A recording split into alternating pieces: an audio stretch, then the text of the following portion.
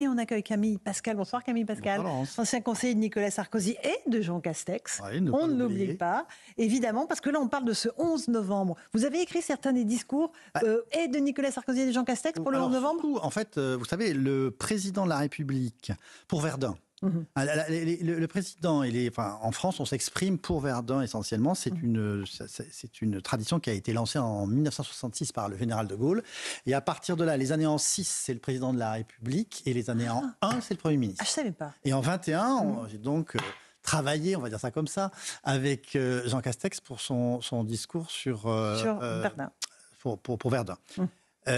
C'est passé totalement inaperçu. Pourquoi ? Mais même sur vos antennes, pardon. Si je me permets. Mais pourquoi ? Parce que tout le monde... parce que voilà, ça ne préoccupe plus personne. Or, quand vous êtes à Douaumont, quand même, et que vous avez l'eau sueur sous les pieds, parce que le grand sacrifice, la grande saignée, c'est quand même 14-18. Je sais bien que les Américains, et qu'avec eux, et c'est normal, on célèbre les morts du débarquement et de la libération. Combien de morts ? Est-ce que vous savez ? Allez-y. Non. 9000. Bah, c'est monstrueux. Mais... Et je ne parle pas des populations civiles qui ont été bombardées. On commence à parler Saint-Lô, etc. Ouais, beaucoup plus. 14-18 Verdun, c'est 300 000. Verdun, 300 jours, 300 000. 1000 morts par jour. 1000 morts par jour. Est-ce qu'aujourd'hui, notre société accepterait un tel sacrifice? Alors évidemment, ce n'est pas la même médiatisation, mais vous vous rendez compte, si tous les jours, on venait dire ici, il y a 1000 morts. Mais c'est pas la même chose en Ukraine, Camille Pascal. Vous remarquerez qu'on parle beaucoup des morts. C'est pas la même chose en Ukraine. On parle beaucoup des morts russes, on ne parle jamais des morts ukrainiens. Ils sont aussi nombreux. Mais des centaines de milliers. Voilà. C'est une saignée. Moi, je n'ai pas les chiffres. Mais c'est une guerre de tranchées, qui ressemble où on se bat pour 1 kilomètre, 2 kilomètres, et on avance et on recule, etc. Et j'avais été un peu choqué, je ne vous cache pas, non pas parce que j'avais participé à ce discours. L'indifférence des médias. L'indifférence totale, alors que était présent l'ambassadeur d'Allemagne, et que par ailleurs, le Premier ministre à l'époque avait dit que on pouvait comprendre que pour échapper à l'enfer, certains, très peu nombreux, aient voulu déserter, mais que quand même, la reconnaissance de la nation, ce n'est pas à eux qu'elle devait s'adresser. Elle s'adressait aux centaines de milliers de morts de la bataille de Verdun.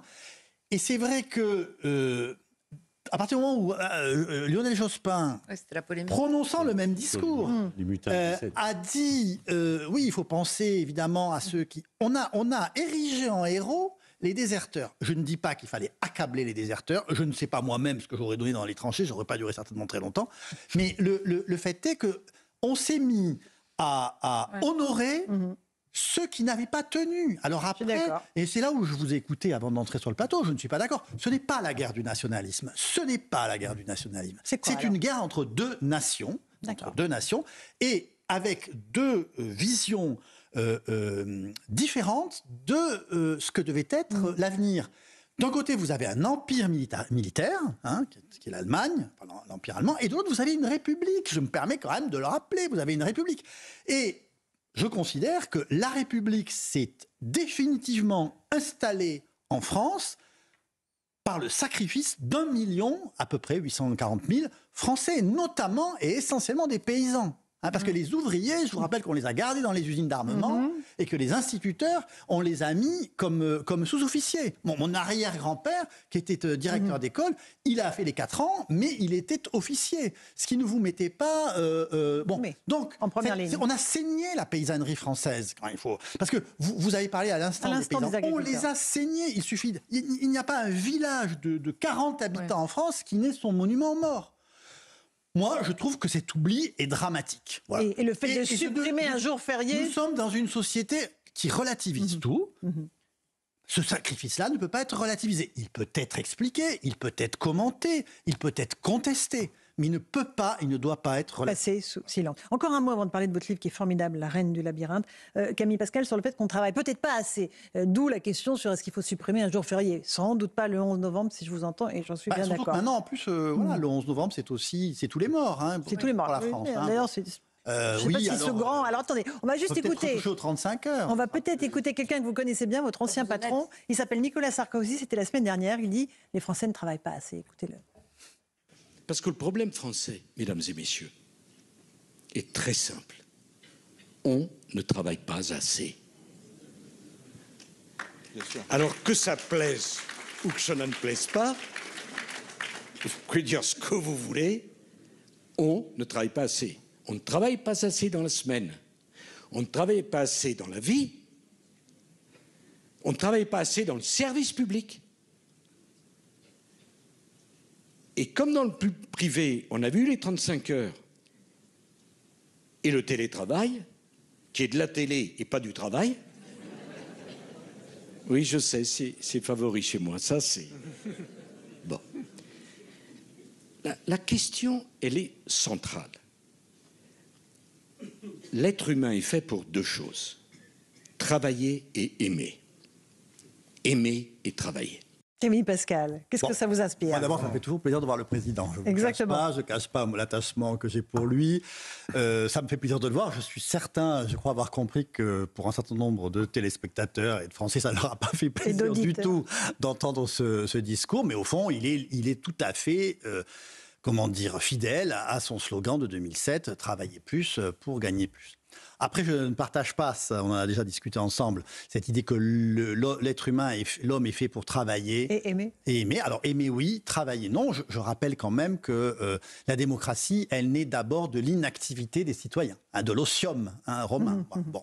Donc, alors, évidemment, on fait travailler les esclaves. Ça, c'est le non-dit de la naissance démocratique. Détail. Mais voilà. C'est quand même un détail. Donc voilà, ça c'est sa théorie à lui. Le fait est, moi je ne suis pas économiste, je ne suis pas sociologue, Dieu m'en garde. Peut-être ça me permet de dire un peu moins de bêtises, mais je suis simplement historien et maintenant j'écris. En revanche, je lis et j'entends qu'il y a un problème de productivité. Il y avait même un article du Monde, il y a là récent, qui dit il faut qu'on relance la productivité en France. Et ça, c'est nouveau. Et ça, c'est nouveau. Mais parce qu'on est en train peut-être de comprendre que, au fond, on a à un moment donné... Pardon, je vais taper toujours sur les mêmes. Je vraiment n'y voyais pas de vision idéologique de la société de ma part. Mais on a dit à un moment donné que la solution au chômage, c'était le partage du travail. Donc c'est l'esprit des 35 heures. Bon, on voit que c'est pas tout à fait l'objectif atteint. Donc en fait, c'est le travail qui fait la croissance, qui fait la richesse et qui refait du travail. Bon, voilà. C'est donc qu'il faut qu'une société produise. Et alors, évidemment, aujourd'hui, on est dans un choix qui est compliqué, puisqu'on nous dit aussi que produire, c'est une atteinte à l'environnement.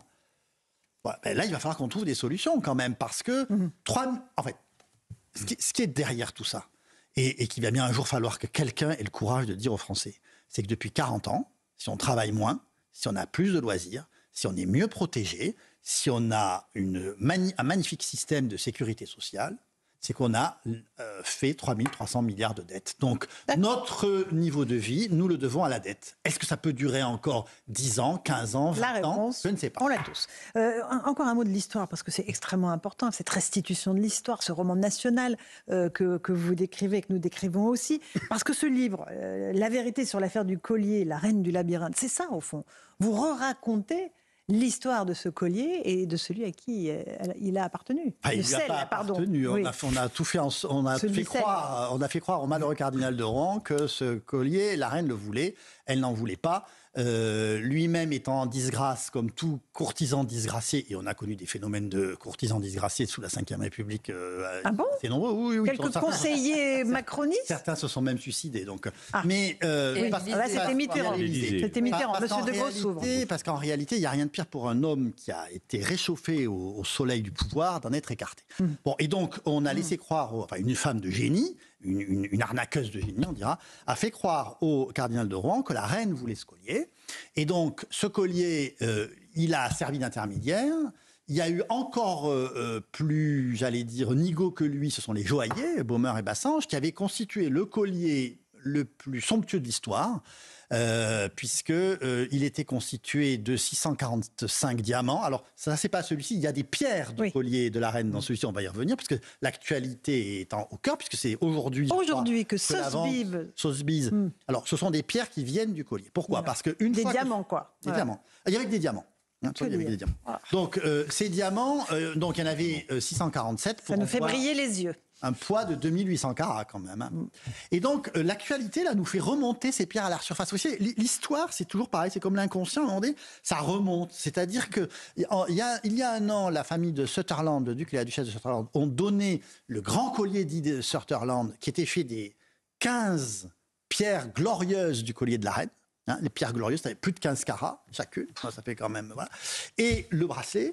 Et puis, on pense qu'une partie du collier des marquis d'Andrezay, qui vient d'être montré là, qui est vendu donc aujourd'hui, a été fait avec une partie de ces pierres, parce que ce sont des pierres qui venaient de Golconde, en Inde, donc on sait que c'est la principale production au XVIIIe siècle. Et si vous voulez... le dépeçage du collier par les époux Lamotte, parce que c'est quand même extraordinaire, une fois qu'ils ont attrapé le collier. Avec tous ces diamants, avec 647 diamants. Ils les ont avec les couteaux de cuisine. Avec des couteaux de cuisine, ils ont passé desserti les diamants. À les dessertir, à les mettre en fonction de la taille dans des petites boîtes, ce qui leur tombait dessus. Ils se donnaient même pas la peine, d'après ce que j'ai lu dans les témoignages, de ramasser les petits diamants qui tombaient par terre, parce qu'ils disaient non, la Jeanne de Lamotte disait on garde les plus gros. Et lui, Nicolas de Lamotte, est allé les vendre à un bijoutier, un joaillier anglais, Gray, père et fils, ils étaient à Bond Street, et la boutique aujourd'hui, d'ailleurs c'est toujours une boutique de luxe, parce que j'ai vérifié, elle est occupée aujourd'hui par une grande marque de montres. Et donc, ils ont reçu un stock invraisemblable, le plus gros stock de pierres précieuses d'Europe. Et bien, qu'en ont-ils fait ensuite? D'abord, ils les ont achetés tout receleur au tiers de la valeur, et ils les ont revendus à l'aristocratie anglaise. Et donc, il n'est pas étonnant que l'on voit aujourd'hui ressurgir ces pierres. Voilà. Et alors, 2 millions il est mis en vente 2 millions d'euros. Hein. Pardon? Il est mis en vente. Oui, il fera beau. Il a dû. J'ai pas le chiffre là, mais il fera certainement beaucoup plus. Surtout avec l'historique de ces pierres. Alors, elles ont l'avantage. Alors, vous savez, c'est un négligé. Qu'est-ce que c'est un négligé? C'est-à-dire que c'est un collier qui n'a pas de fermoir. Oui, voilà. Qu'on se noue, comme une écharpe. On le noue comme une écharpe. C'est une écharpe de 300 carats. Et donc,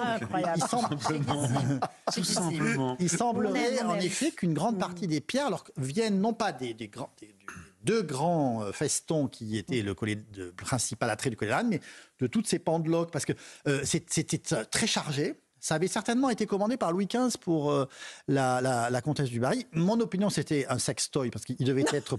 Non, mais vous riez, mais c'est vrai. Il devait être porté nu. Et c'est pour ça que Marie-Antoinette n'en veut pas. Parce que c'est le collier d'une fille. Bien sûr. C'est pour ça qu'elle n'en veut pas. Et ce collier avait une histoire trouble. Et donc, ça a été dépecé. Et maintenant, les pierres ressortent. Donc, comme quoi, vous voyez, l'histoire ne se laisse jamais oublier. Mais alors, c'est pas un collier qu'il faut porter. Ça, c'est pas un collier. À 2 millions d'euros, Françoise, je vous le déconseille. Oui. Il a fait le tour de l'Europe, et du monde. Même, il a été montré. Il a porté bonheur aux porteuses. Écoutez, j'ai pas à me souvenir que les marquis d'Anglesey aient eu de grands malheurs, ni les ducs de Sutherland. Une toute petite question, Louis Dragnel? Non, c'était pas une question. Moi, je trouve que c'était un livre absolument remarquable pour ceux qui ont qui cherchent encore des idées pour Noël. Non, mais ceux qui aiment les romans historiques. Le collier, pour le collier ou pour le collier aussi, mais je pense que c'est une population un peu plus restreinte que le nombre de lecteurs potentiels.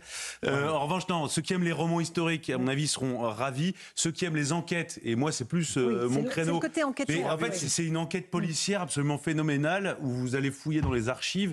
Moi, j'ai appris plein de choses et je trouve que voilà, pour tous ceux même qui aiment les polars, ça se lit comme une intrigue, c'est absolument passionnant. Donc c'est une très bonne idée de cadeau de Noël. Un tout petit mot pour terminer. Aussi pour aimer les polars et pour en faire. Donc c'est vraiment. Oui, vous en avez Camille est arrivé vraiment à trouver de nouvelles choses.